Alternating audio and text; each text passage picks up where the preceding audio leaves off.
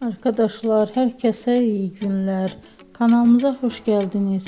Bugün sizler için çok sevdiğimiz oyuncularımız Elçin Sangu ve Barış Arduç'dan güzel sempatik videolar hazırladık. Barış Arduç, Kuzgun, Kiralık Aşk, Alp Arslan Böyük Selçuklu, Dinle Sevgili, Hanımefendi bu dizilerde rol almış ve herkesin beğenisini kazanmıştır. Ben de sizler için onların romantik karelerini hazırladım.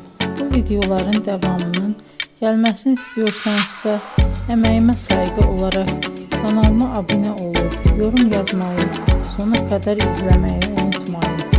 İzleyen herkese teşekkür ederim. Yeni karelerle görüşmek dileğiyle. Hoşça kalın.